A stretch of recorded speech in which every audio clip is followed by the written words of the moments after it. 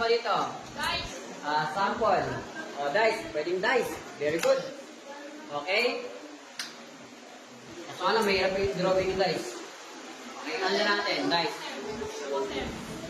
Okay, dice na lang. Basta dice yung ano. Yan. You can draw dice. Ano na lang, draw natin yung dice. Draw again. Isang tuldok. Dalawang tuldok. 1, 2, 3. 1, 2, 3, 4. 1, 2, 3, 4, 5. 1, 2, 3, 4, 5, 6. Ayan, di ba? Ganyan ang dice? Opo. So, ganyan ang dice. Ano ba ba? Okay, now. What is the possible,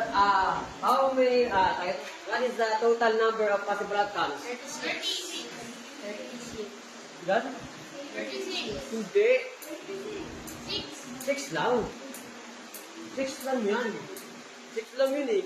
Di ba? Para sa yung cube, yung Rubik's Cube yun. 6 lang yun. Okay. Now, ano yung pa nag-roll ako ng dice, nag-harvest? Ano yung mga possible na pwede mga favorable outcomes? Ano yung mga number? Lahat ba sila pwede lumabas? Opo. Pwede 1, 2, 3, 4, 5, 6. Lahat sila pwede lumabas. Naintindihan po ba? Nagigets po ba? Opo. Next. Magkakaroon tayo ng condition. May condition. Okay? 6. 6, di ba? Ito yung total number of outcome, possible outcome. 6. Now, ang magiging situation, okay? How many favorable outcomes to get add numbers? Add numbers. Ano yung mga add numbers dito? 1, 2, 3, 4. Ano yung mga odd numbers? 5. Ano yung mga odd numbers? 8.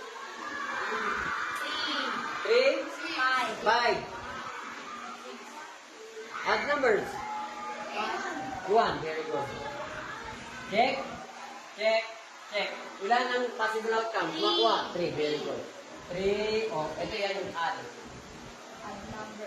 Odd numbers yun. 1, 3, 5, 7, 9, 11. Naintindihan po ba? Again, 3 over 6. Pwede ba natin divide to? Opo. What number? 3. 3 over 3. Okay, 3 divided by 3. 1. Then, ano dito sa? Even. Yan hindi pa sa even. Kaya ito rin po pwede mo labas sa even. Ilang number? 2, 4, 6. Tatlong number ang pwedeng lumabas. Naintindihan po ba? Nagigets? Okay niya.